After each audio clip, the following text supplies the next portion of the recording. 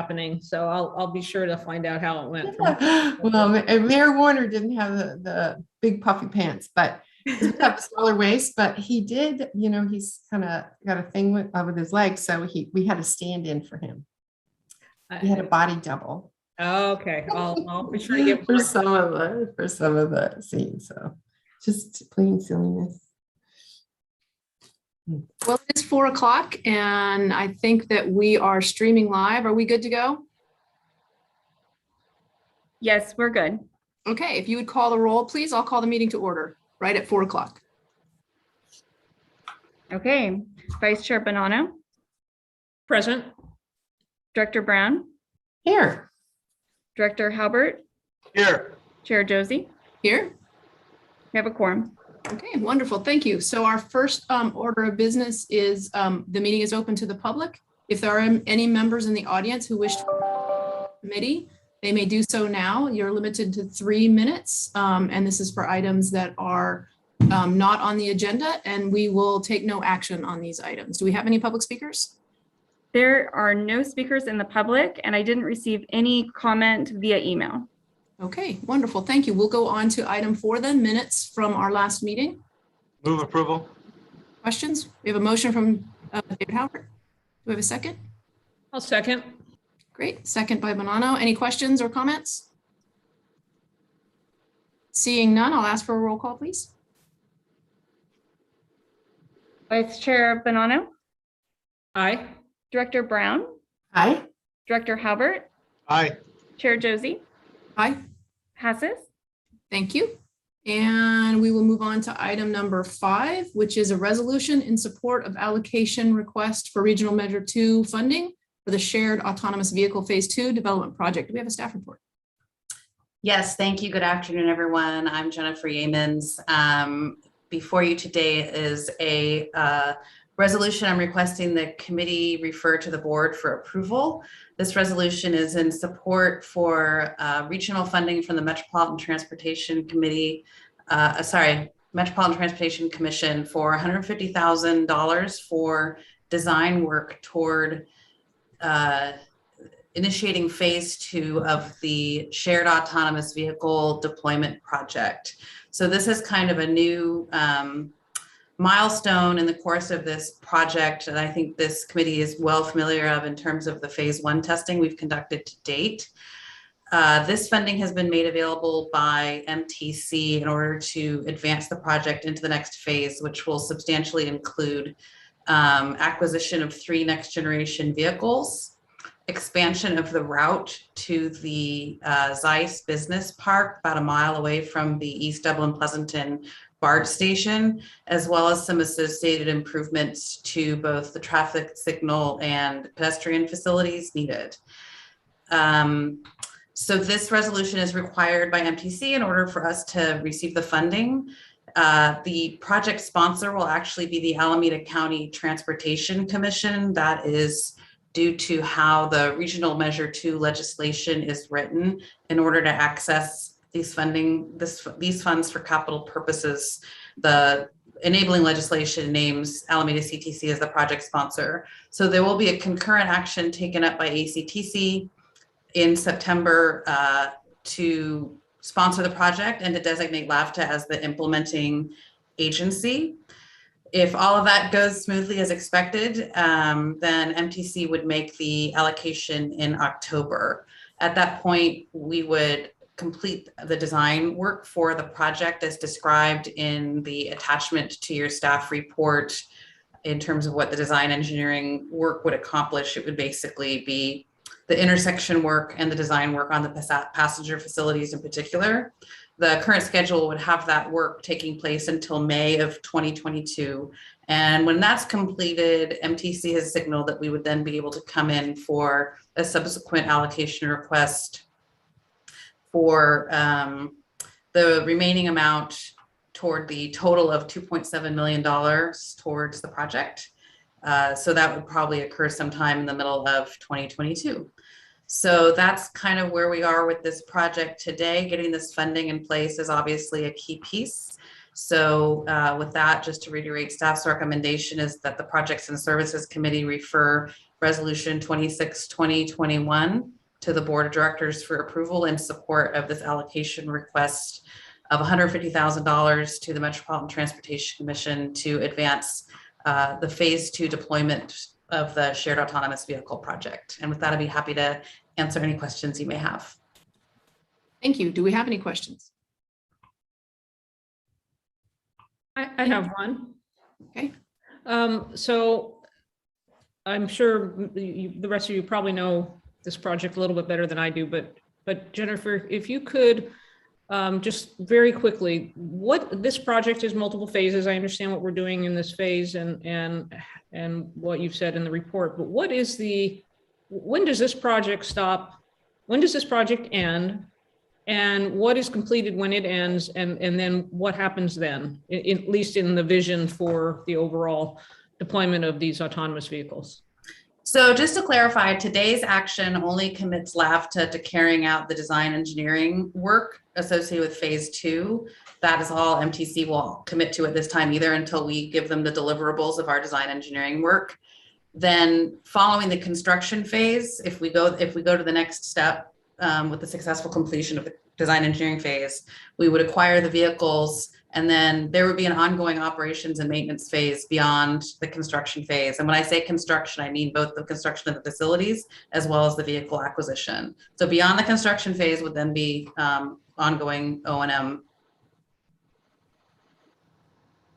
And I know no commitment to where this goes beyond that, but is there a vision for expanding this fleet, putting them into service more generally? I mean, I just don't see the longer term vision, regardless of whether it doesn't have secured funding at this point, and we don't really know what the time frame might be. So I can speak to the funding and plan and some of the planning side, but since Tone, the project manager, is here, I will invite him to speak to that if you want, in terms of the agency's overall strategy. Right, thanks. That's what I'm looking for. Thank you. Sure. So as Jennifer alluded to, we recently completed phase 1 of the project, which consists of us leasing one vehicle and operating on a very short corridor. So taking lessons learned from there, we're developing a business plan to extend the route to go to the business park off of Central Parkway between Arnold and Hacienda. The goal is to provide a first and last mile connection. So a more robust service that can connect to the BART, so operating 10 to 15 minute frequency. That's why instead of one vehicle, we're looking to purchasing 3 to be able to provide that short headway. So this money will allow us to install the communication system at the intersection, as well as the purchase of 3 vehicles, and also the passenger amenities for the shelters that will be constructed at the end of the line, which will be somewhere in the neighborhood between Zeiss and where the Ross corporate headquarters is, and another one at the BART station. Does that answer your question? Yeah, yes, you did. It seems like this is a fairly discrete plan that has a beginning and an end. And I mean, whether we see these vehicles proliferate and we're doing more routes to more places is sort of not really on the radar yet. Is that fair? Yes, and our goal is not to have an end, and that the operation continues. Agreed. Okay, good. Thank you for that. I appreciate the background. Okay. Chair Josie. Yes. Director Halbert raised his hands first, and then Director Brown. Yes, I see them. Thank you. Mr. Halbert. Yeah, so how much of the 150 is for, I guess I think I heard that we are leasing the buses? The lease is associated with the first phase, which was the contract with Transdev, the operator, and Easy Mile, the vehicle manufacturer. But that phase has ended. So this 150 is going toward the second phase, which will be an upgrade model of the vehicle. But the 150 itself will cover the PS&E design for the intersection and the passenger amenities or shelters. Okay, so then where's the cost of the vehicle coming? That will come with the second request. Jennifer, Would you mind elaborating on that? Sure. So MTC requires with Regional Measure 2 funding they will only fund what they call a minimum operable segment. So they're only going to give us one phase of funding at a time. So for now, we get the design engineering funding to tee up the construction phase. When we've completed that, we've shown them our deliverables, we're ready to proceed, then the commission would entertain a subsequent allocation request. And what this means is they've kind of got that funding set aside for us for the successful completion of our design engineering work. They obviously don't want us to proceed with work that's never going to get constructed, right? But it's not going to be available to us until we've completed the design work. Have we talked to any of the businesses to see if their employees take part? How many, and would they take advantage of these shuttles? Yes, those efforts are currently underway. We've been in discussion with Brookfield, who's the developer of the resident units at the corner of the northwest corner of Arnold and Dublin Boulevard. We also have spoken to Zeiss. They have provided a level of support for our last IDEA grant application, and the Ross corporate folks. So we have been working with them to set up potential partnership opportunities where they would subsidize the rise for their employees, and also for the resident at the Brookfield development. I note that there are other businesses nearby, TriNet, AI, Park One, office building. Gene probably knows others. I would encourage us to reach out to them. Patelco is also there. Yeah, Patelco, good point. I drive by it every day, but I can't remember the name of the place. Yeah, Patelco, good point. I think Amazon Web Services is going to be moving into the old Zeiss building at some point. So anyway, I'm sure we'll do a good job with reaching out to them. And once it's running, people will see it.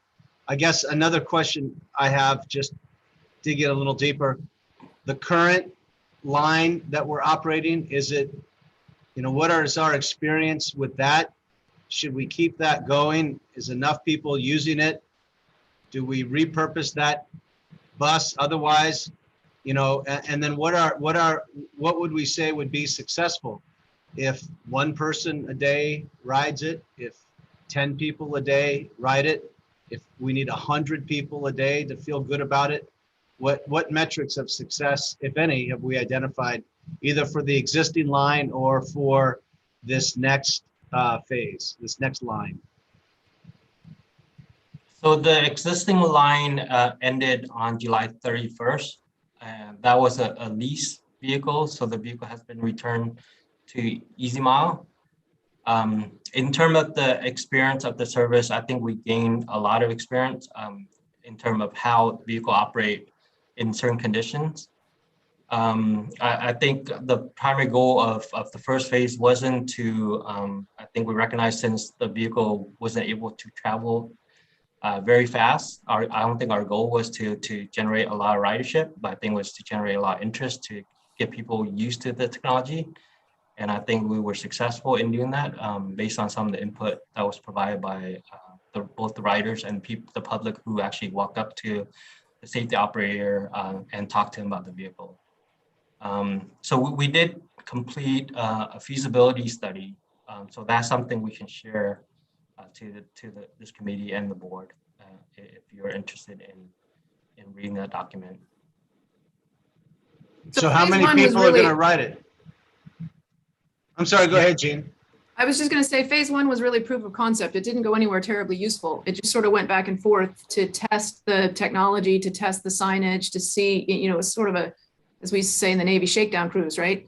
To make sure that it really worked the way we wanted it to work. And now phase two is really the, where the rubber meets the road to do something useful with it on a useful interval and to someplace that actually has people that want to get to BART, correct? Yes, that's very well said.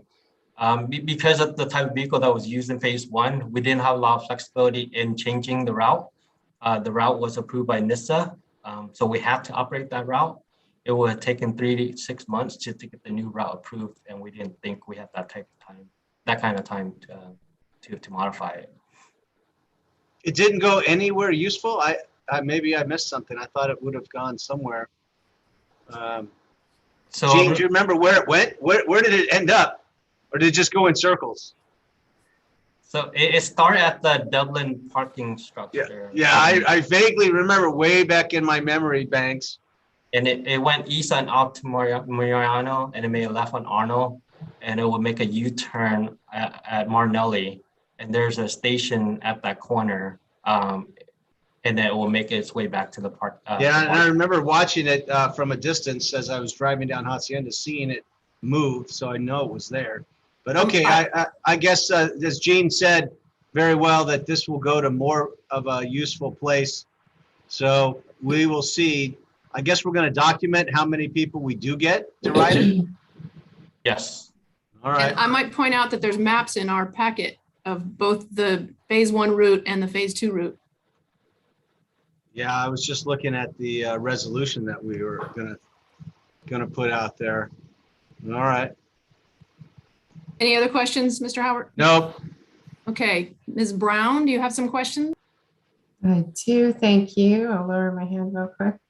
I remember having the discussion when we were doing the test of the first SAV being in Dublin. And to David's point, we were talking about where it can even go at times, especially during COVID. And the supervisor at the time, Haggerty, said, maybe we can take it to the jail. We were trying to find somewhere we could go that was slow. So now that we're looking at 3 potential vehicles, my question is actually to Mr. Tree, so I know he's focusing here. But when, I do not recall, so I need your help. When did the board ever approve any multiple units would all go in Dublin? Because BART is shared on both sides with, over on the Pleasanton side, just not be competitive, but, you know, share the resources, which has always been our policy. So when maybe new members, if you're not aware, it's very equally shared bus routes, and the amount of miles and vehicle access that buses services are allocated to Pleasanton, Dublin, and Livermore. And here we have a very valuable asset. Of course, we've got Workday and Kaiser IT and many companies within Hacienda Business Park. Why aren't the SAVs being shared between Dublin, Pleasanton, and Livermore?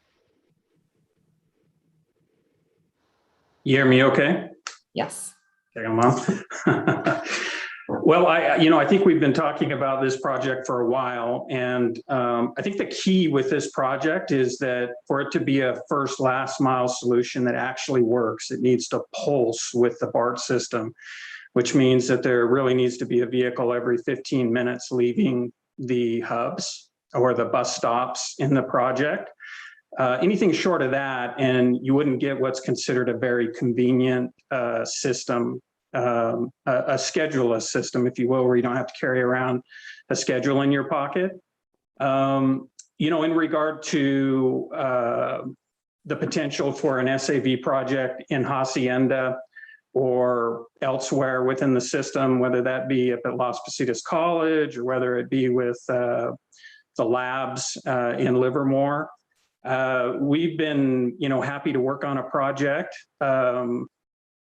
Long story short, if the board wants to unwind whether or not that route is in Dublin or in another city, we could certainly have that discussion. I think the momentum has been in Dublin, where the city staff has been really aggressive at working with LAVTA in being able to put the project together, which has a lot of complexities to it. And then you also, you have a lot of momentum now at ACTC. So I'm not sure we've ever officially had a board action that we would change where the demonstration project is and the route. We've been just building off of the current progress. But would be happy to have a conversation. We just have not had the level of engagement from the city of Pleasanton or the city of Livermore in regard to a demonstration project. No, it was very strongly pushed with Haggerty for Dublin, which is fine. I'm talking about if you acquire 3 vehicles and you're looking to route them on a most rapid basis, all in Dublin. I would like at least have that discussion at the board level. If it means that, the partnership wants to bring this forward because the amount of resources that have been invested as a test case, fine.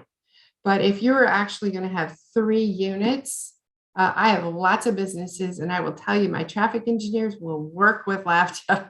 It is because we were told the first SAV was going to be in Dublin, and nobody argued. So just to be clear, it wasn't an issue. But if you're going to have 3 units, then I'd like to at least have the discussion about parity and equality that has been the basis of our program since the LAVTA inception for the 3 cities.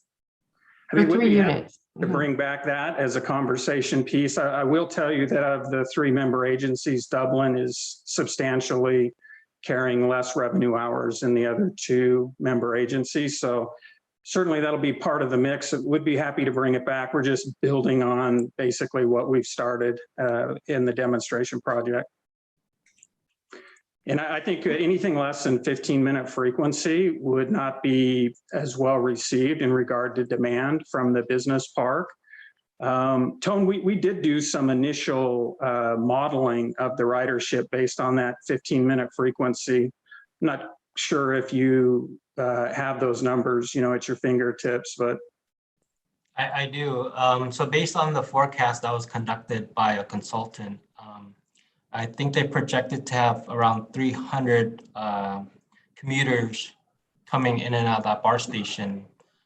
So with the assumption of, I think, just 5% of those people taking the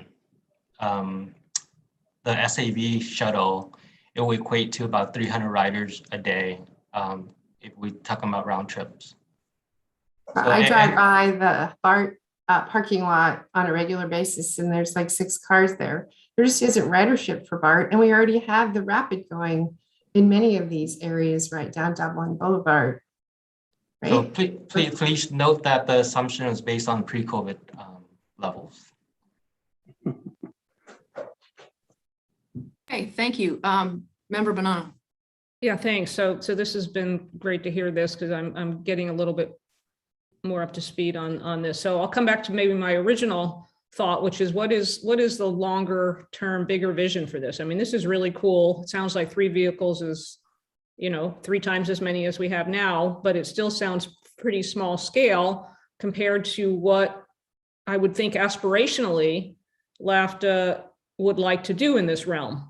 And I don't know, maybe the vision's been painted very clearly. I mean, I know you guys are all over this too. This is, what people in your fields probably think is just as cool as I think it is, right? And you want to go this direction, and we're going to go this direction over time. But it still sounds like even phase 2, where we're going to somewhere useful, is still pretty minimal. So what could we at some point come back, and maybe I should just get a 1-on-1 or 2-on-1 with Michael and Tone and just sort of get a little bit more up to speed on the longer term vision, even if it's not funded, it's not even perhaps, designed even in a preliminary sense. Is that a reasonable request? I mean, maybe everybody else sort of gets it, but I'm happy to do a little extra homework with you guys, but it does seem to me that we're taking this kind of incrementally. When how many vehicles do we want to have in 5 or 10 years? We want them all over Livermore. We want them all over the system, I assume, at some level that makes sense, not to just spread them around for no good reason. But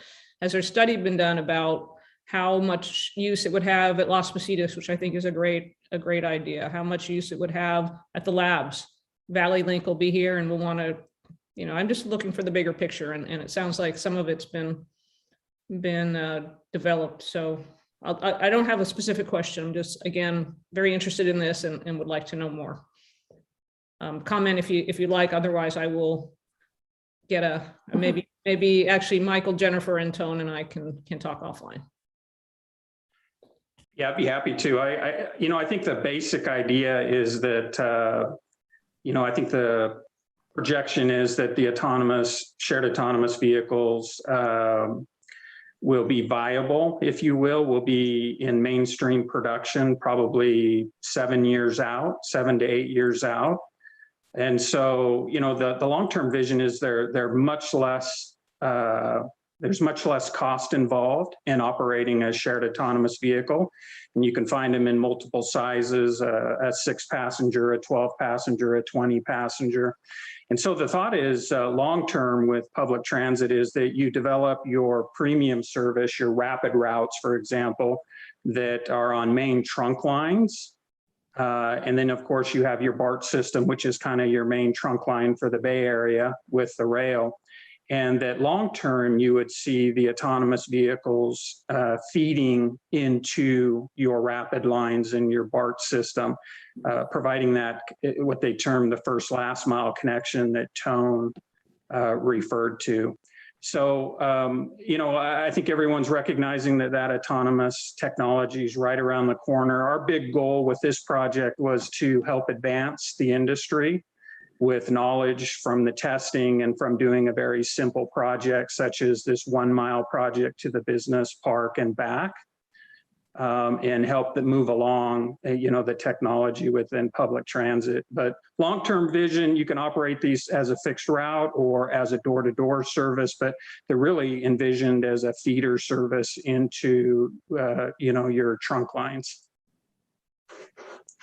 Thank you. And if I could ask a question, the reason we need a design phase is that it's not just a matter of saying, oh, this would be a good route for that bus, and we've got 3 buses. It's because in order to run these autonomous vehicles, you need communication with the signals. The autonomous vehicles need to map out exactly where their landmarks are and their signs are, and they need to know a whole lot of detail about their route. So it's not just a matter of sort of plunking one of these vehicles down on a route that we've drawn on paper. Is that correct?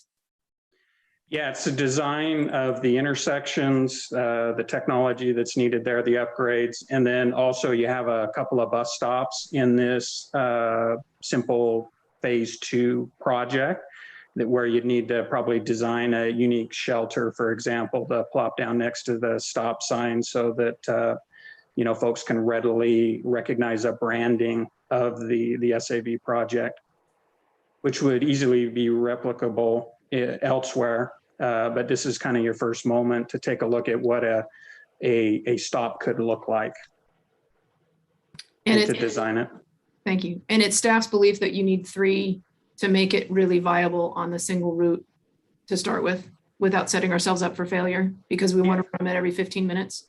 Yeah, if you want to pulse with the BART system, 3 is going to give you that ability with some backup, a backup vehicle, so that as you have issues, one's down for preventative maintenance or whatnot, you've got another one right there. Reliability.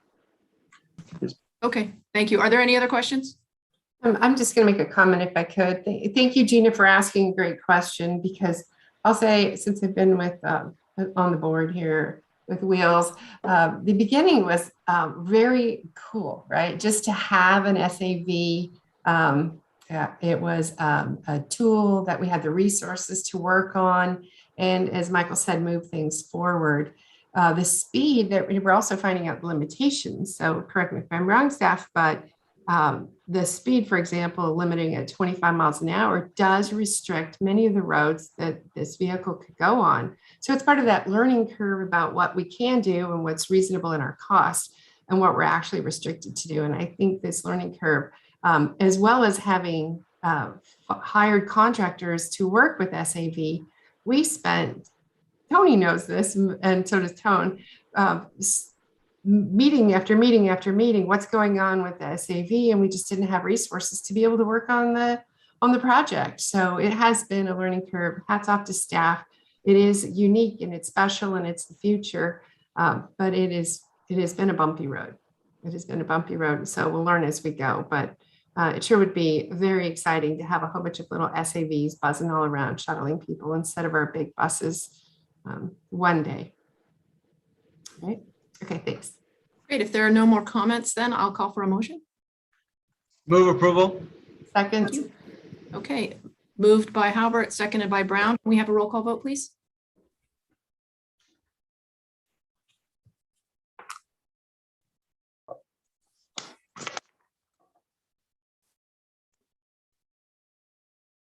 This is Jennifer. My computer's locked up. I'm gonna have to try to figure out why it's doing that. But Vice Chair Bonanno, Aye.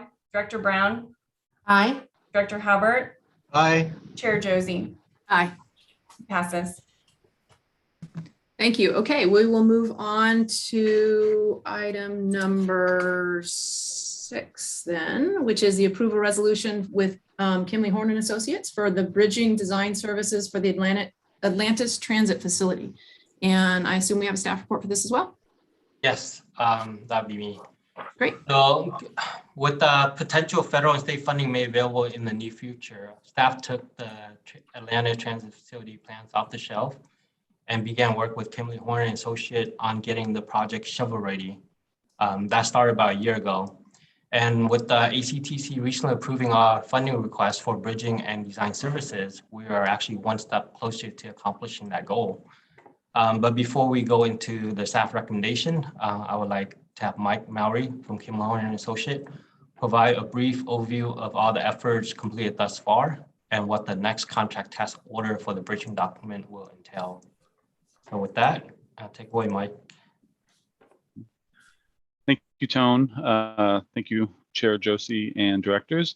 I believe many of you have seen previous presentations of this project, and as I'll discuss here in a minute, the project itself has not, from a design level, not moved forward significantly since it was last presented to you. That was in the interim, LAVTA seeking additional grant funding. So today's presentation is a bit more of a status update on the current design, and then where the design would evolve to within the bidding document phase. So let me share a PowerPoint to give that brief overview.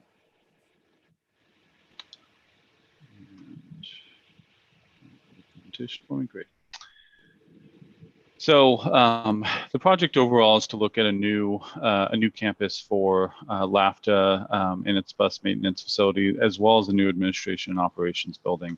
LAVTA a number of years ago has purchased a property in the Oaks Business Park, just off of Isabel Avenue, Highway 84 in Livermore, which is what you're seeing here as the red square on the map.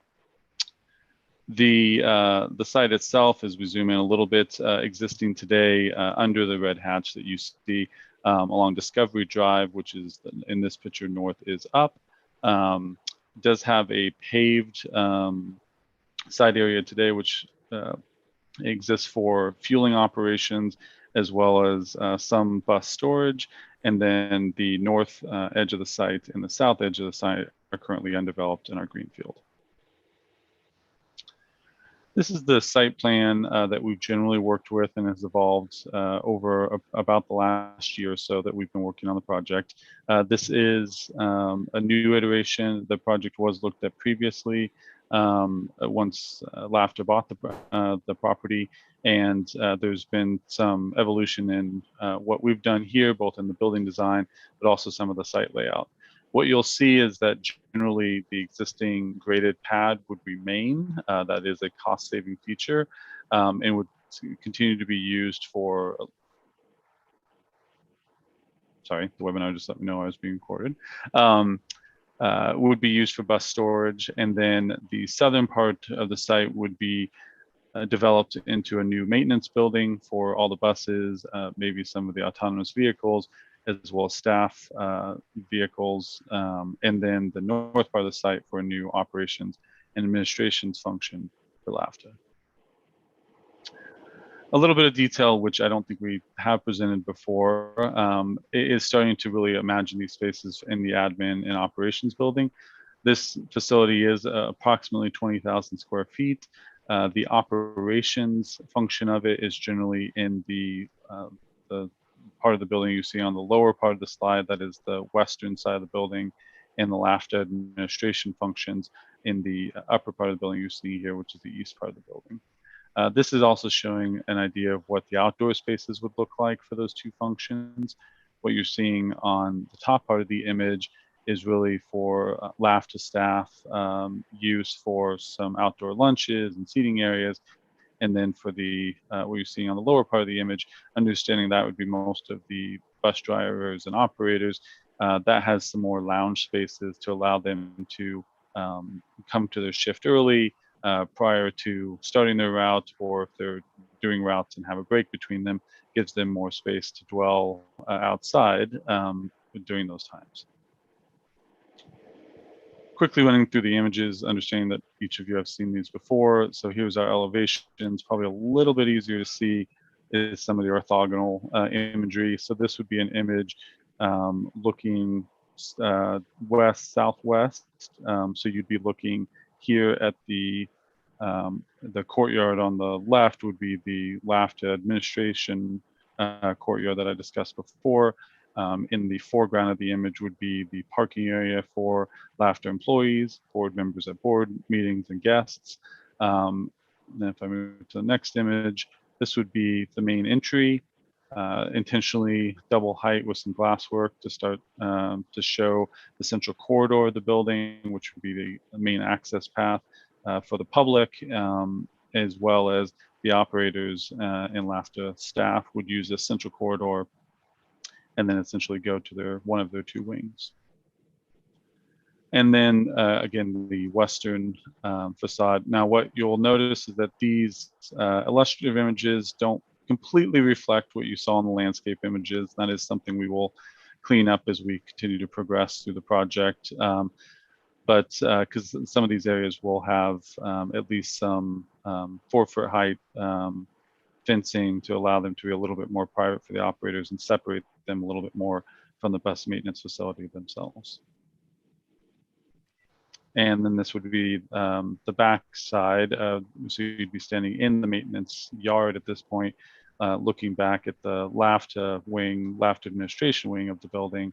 This is showing also, starting to show some parking for passenger car fleet vehicles that could be there at the back of the building. What's not shown in here is there would also be some gate access just to the right of this image, which is shown on the site plan, but not necessarily represented in this illustration. And then the maintenance building, again, at the southern portion of the site, this would enter the driveway access that you're seeing in the lower left image of this image. It does exist today for the Atlantis facility. The intent would be to keep that as the main access for the buses returning for maintenance and overnight, and then also to use that for the maintenance facility as well.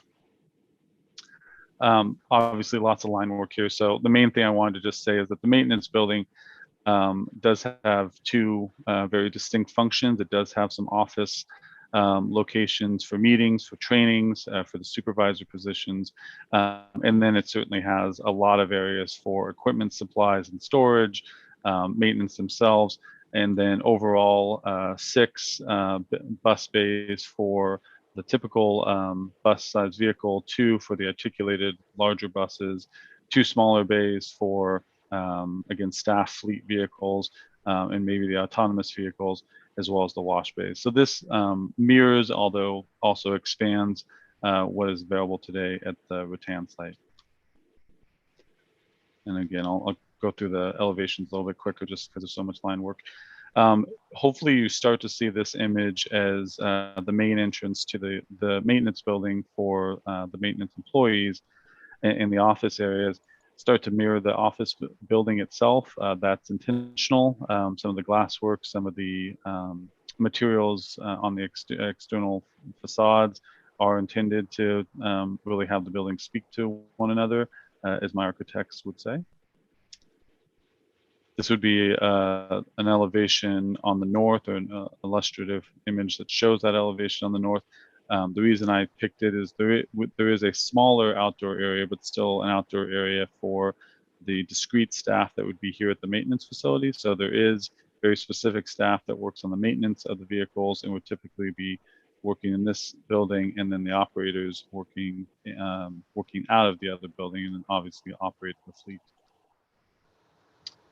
With that, I certainly will take any questions you may have. That was intentionally a quick overview. Next steps. So we've gone through the planning and conceptual design phase, and the schematic design phase is what I just represented in the select images that we produced. The next step is really to produce 60% bridging documents. LAVTA staff has the intent after this next stage to have a contracting team come forward in the design build process to ultimately finish the design and build the project. So this would be to create bid level designs. What you will see at the end of that process is a lot more detailed drawing sets, a lot more specifications for materials, fits and finishes, as well as just more detail that a contractor and their team could bid upon. And LAVTA will go through an overall bidding process in order to make that award.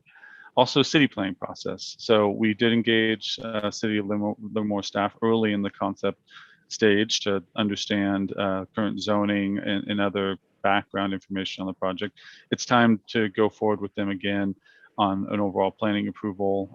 We've contacted city planning staff again, and they're ready for an intake of the overall set, which I showed you select images from today, to look at that overall planning approval through the city as well, which will be as part of this phase 3.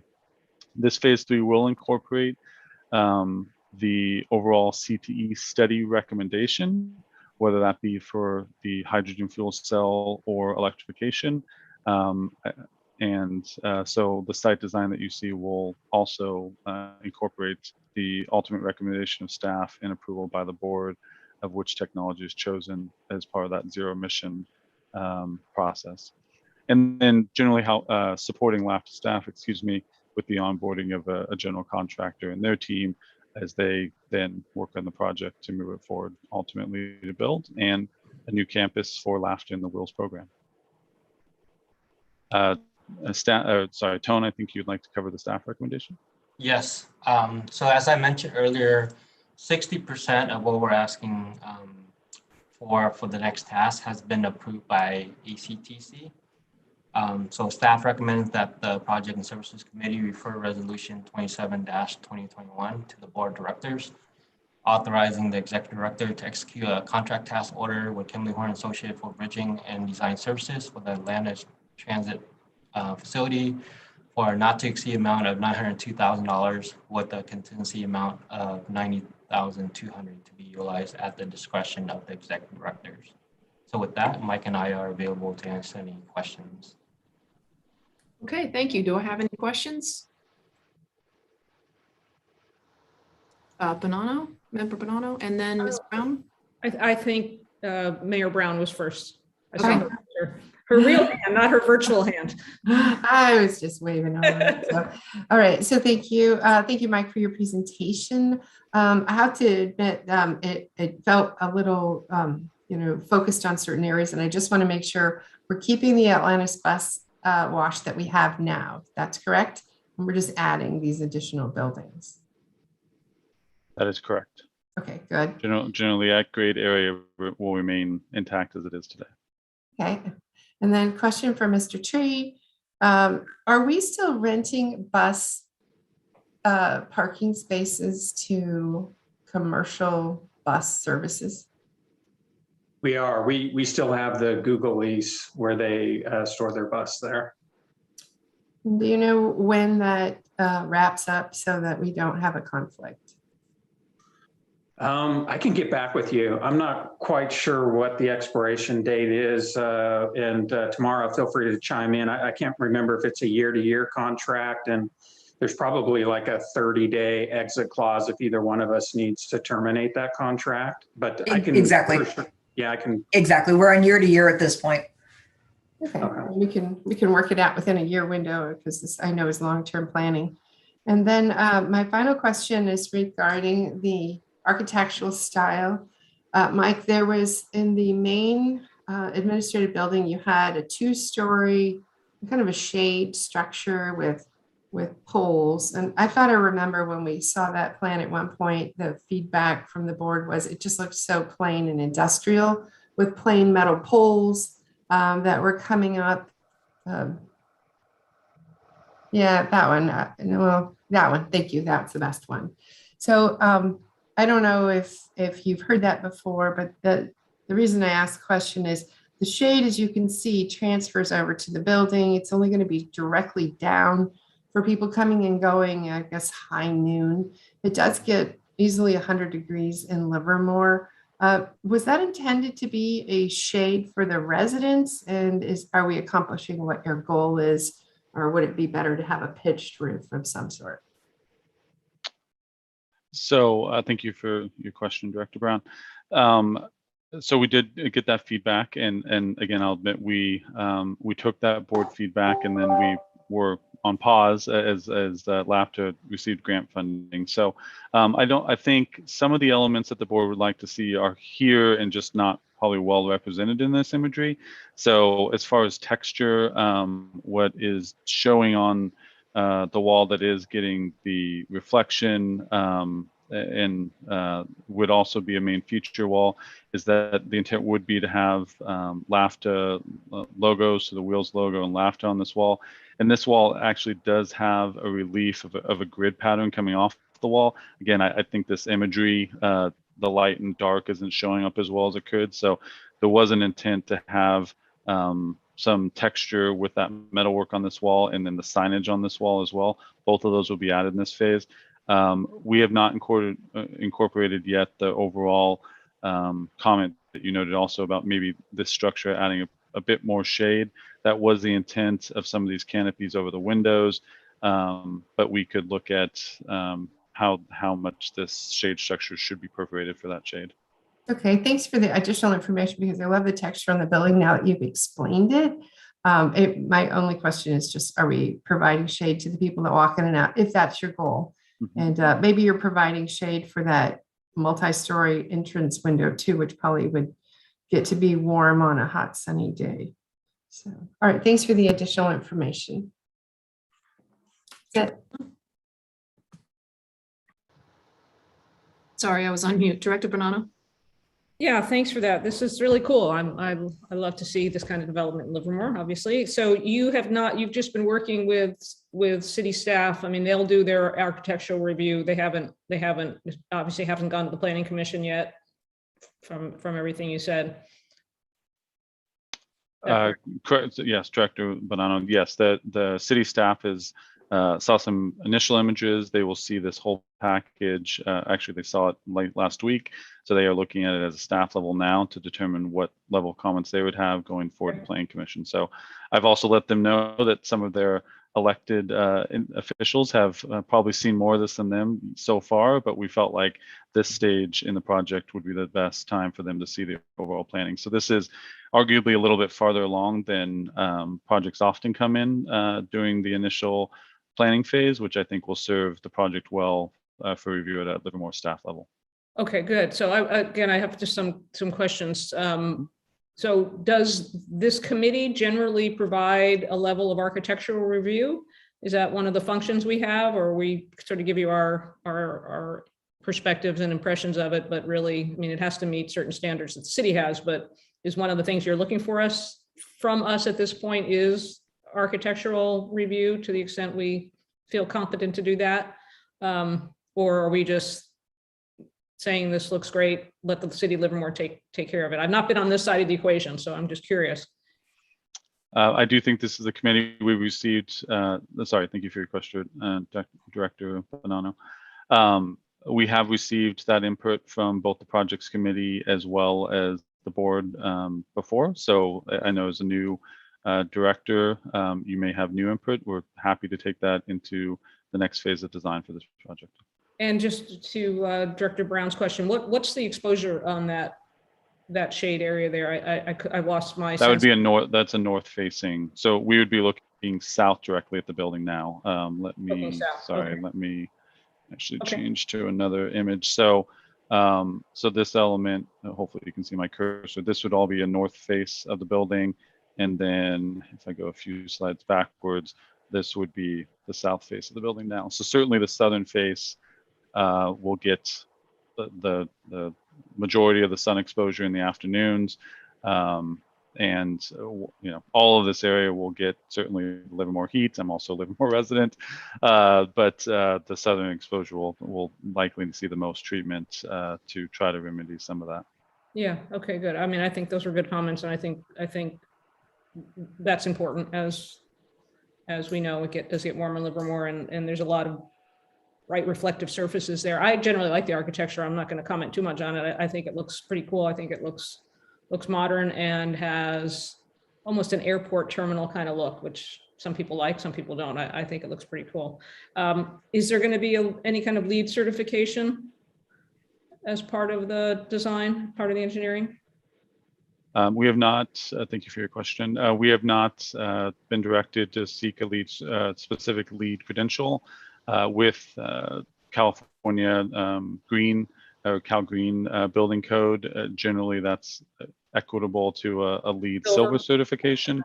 But again, LAVTA staff hasn't directed us if they would want the post-construction LEED certification looking right now, if that were true, towards a silver certification. And two more quick questions. Who owns the property at this point? It's obviously it's available property. I just don't know what the current situation of the property is. Well, LAVTA, I'll admit, Director Tree or Operations Manager Tone would have to tell me what entity under it, but the agency owns this property. Oh, okay. I didn't know. That was more curiosity. Last question is related to the zero emission initiatives. And again, maybe this is something I'll just try to get better acquainted with offline. So there's going to be a decision, I guess, to go conventional EV versus fuel cell for the next generation fleet. Is that roughly what's planned? And I guess my question is more about hydrogen and supply of hydrogen. Again, it may not be appropriate for this item. In fact, it probably isn't appropriate for this item, but I am interested in getting a little bit more informed about how those trade-offs are being made, how the decision is going to be made, and things like where the hydrogen supply comes from, et cetera, and what its pedigree is. Where does the hydrogen come from? Is it clean? Is it coming from natural gas, which is not as good as if we find other ways to make it? So those are general comments about my interest in knowing more about that. And if there's anything you can add now, great, but otherwise I don't want to bog things down. Michael, will you want me to take that? Yeah, I mean, I think the short answer is that in September at your board meeting, you'll have an informational item where you'll be brought up to speed on the zero emission path for the agency that the consultant and the staff are recommending. And given the construction of the hydrogen distribution center here locally in Livermore, staff's been working really closely with First Element Fuel to get an advantageous hydrogen cost for the system. And so we're definitely working with our consultants on the hydrogen path. But a full update at your board meeting in September, an informational item. Great, thank you very much. Director Howard. Move approval. Do I have a second? A second. Second it myself then. Can we have a roll call? Vice Chair Bonanno, Aye. Director Brown, Yes. Director Howard, Aye. Chair Josie. Yes. Motion passes. Okay, wonderful. We'll move on to the director's report then. Hey, Gina, before we go on, Gina, the building never looks as cool as the photos, and the trees are never as large as they are in the photos. And so just be careful, beware. I understand. I was on the planning commission for 6 years. All right, you know what we're talking about. Those are 20-year trees, but still, I thought it looked pretty good. Thank you. All right. Sounds great. Well, listen, I put together some things in the executive director's report. There are a few things that aren't in the report, and I thought maybe we could hit on those first. Certainly the big push at the agency over the last month or so has been getting ready for the school tripper service. And so I think I saw Tony on the Zoom call. Tony, if you want to bring the board up to speed on that. We are in week 3 now of school. Pleasanton was the first one to go back Wednesday 2 weeks ago, and then last week they went for 3 days the first week, and then last week Dublin went for 5 days, and starting tomorrow Livermore joins the crowd. And for the most part, I would say that things have gone rather well.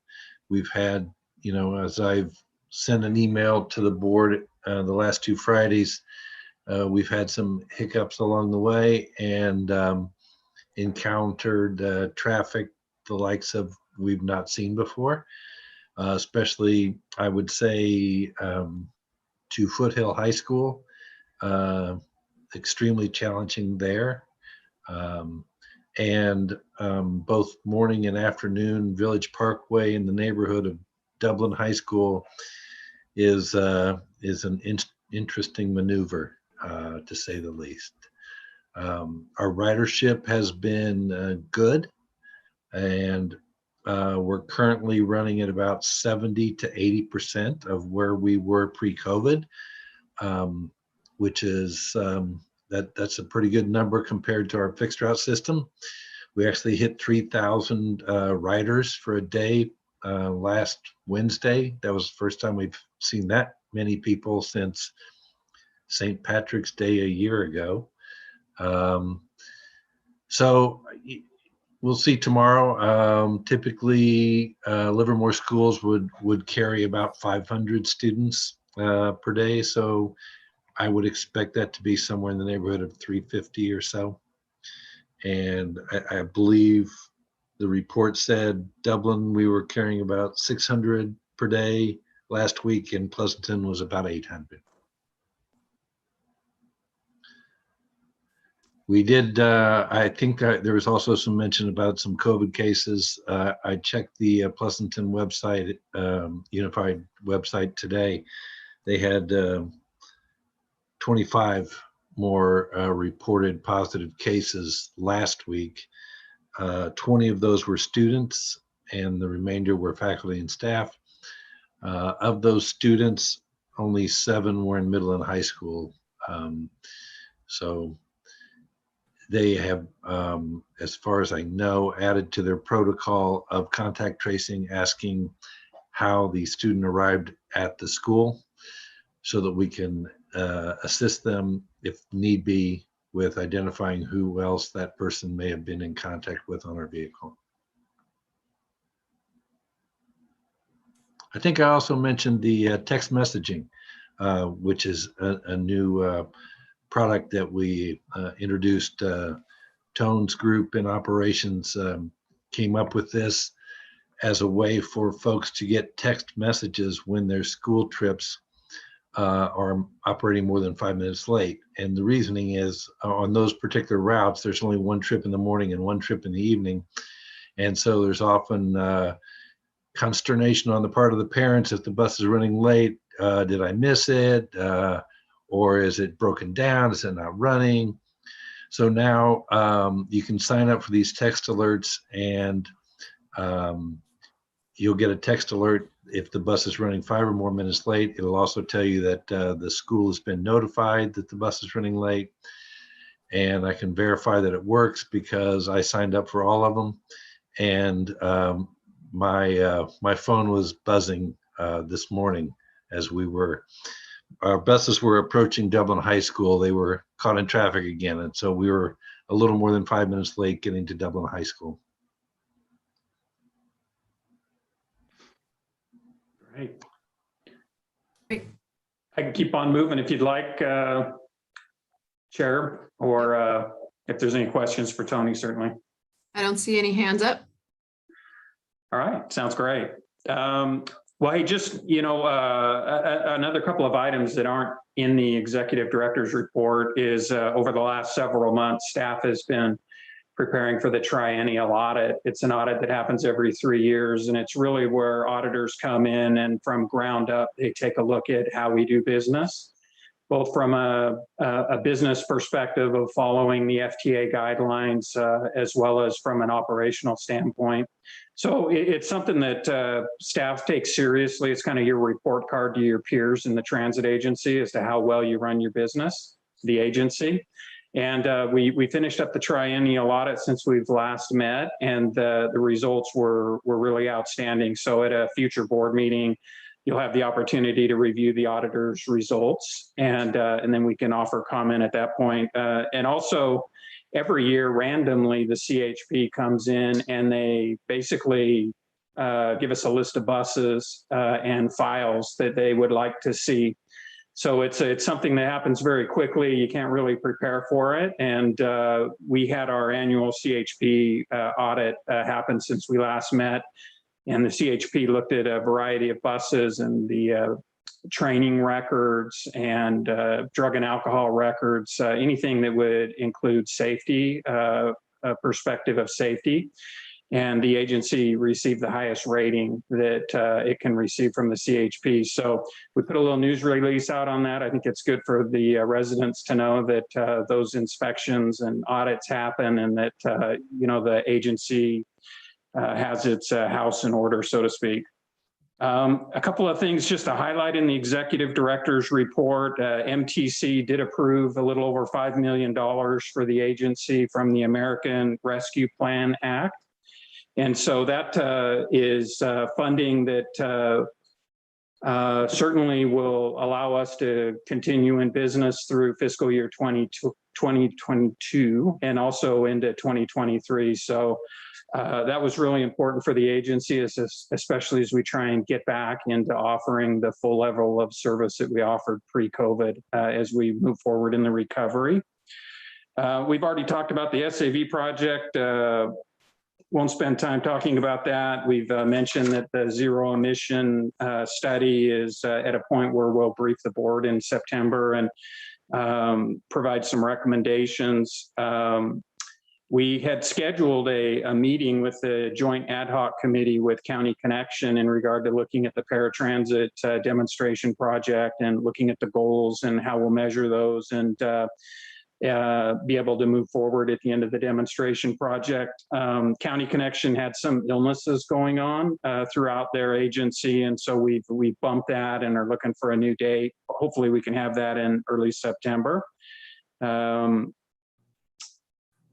Probably you've seen in the media lots of information about this historic infrastructure bill that the House and the Senate have been working on.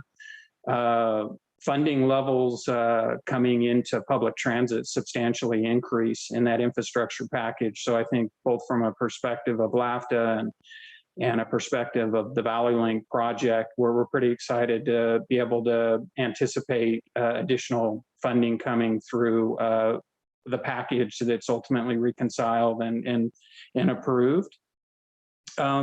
I didn't put on here, but certainly we're working with the legislature in Sacramento in regard to the surplus that's available in the budget. And our lobbyist is working hard to try and attach the cost of Atlantis, the construction cost for Atlantis, into some of that surplus money, which would eventually flow through transit related accounts at the state level. So we're working hard to not only get that project ready to bid, but also to have the construction dollars to see it realized. And then finally, I put some information here in regard to the American Public Transit Association's conference. As Tony's mentioned on a couple of occasions, there's been some nice awards given to the agency, and that conference will be in November back in Orlando, and they'll formally, in person, hopefully, we'll keep our fingers crossed, provide those recognitions at that conference. So if there's some interest from board members in regard to going to that conference and being a part of those celebrations, let staff know, let me know, and we have reserved funding in the budget which you have approved to have a couple of board members at least go back and be part of that if you're interested. I think that's about it. Just a lot going on, and so we're pretty excited about moving forward. I think the direction we're going is a good positive direction with a lot of the projects. Thank you for that report. There's a lot of good news there. Obviously, congratulations again on the awards, and it's awfully nice that they're going to hand them to you in person, since last year that didn't happen, and you got cheated out of getting your award in person for Agency of the Year. So I'm excited that that's going to happen in person. And I also want to just congratulate all of you, particularly Tony, for the back to school coming off as smoothly as it did. I know he feels like it didn't go smoothly, but it's as smooth as it possibly could have gone, given the number of students we're talking about and the length of time it's been since they've actually been on buses. I know it's frustrating to have to deal with the parental traffic that does not necessarily follow the rules, but you know, I think you guys are doing a great job, and the extra methods that you've implemented, the texting is particularly helpful for the parents and the students to know whether they've missed the bus or the bus is running late, and notifying the school as well when it's traffic that's bogging the buses down. It's super helpful, and adding the contact tracing step that somehow nobody at school thought to put in their list of things to ask about with the buses was also fabulous. So my hat's off to the tremendous job you guys are doing. Are there any other comments from board members? No, just everything you said. Dave, I saw your lips moving. Was that for us? Keep up the good work. Absolutely. Okay, if there's no other comments or questions, we'll move on. Preview of upcoming Projects and Services Committee items. Anything you want to mention to us other than what's in the report? No, I don't think so. I think we need to populate some of those months. They look pretty lean, but I'll get with staff. And there's a lot going on and a lot of things that I think will be before this committee for consideration in the next 3 months. So I'll get on and populate this agenda item. Okay, thank you. And item 9, matter. Oh, so if I could I guess it's almost, but Michael, when you come back for a previous meeting, will you give us an update once the students come in, what that balance of the cities are? Because that is critical. I don't know if we're still doing the ride sharing in Dublin, but once we have those students, it's so exciting to see so many students going back and riding wheels buses to get there, going back to school. But I'd really like to know, because it's really important. It's not just about the SAV, but we do want to have a balance of service for all 3 cities. Is that based on population? Hey, Tamara, you remember what that formula is based on? It's been a while since I've looked at that formula. No, Cyrus is actually the expert on that. Maybe Tony knows, but I believe Cyrus is left for the day. We could get back to you on that. I can't. Yeah. I can't let remember us if it's know. population. It sounds like it's population, but I'm not positive. Yeah, because of course some cities have moved up. Well, all cities have moved up in population, so we want to make sure we keep that fair. Okay, thanks. Thank you.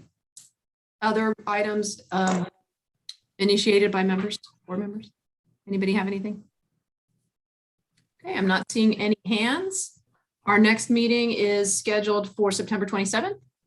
And with that, we will adjourn. Thank you. Bye, everybody. Thank you all. Bye-bye. Yeah.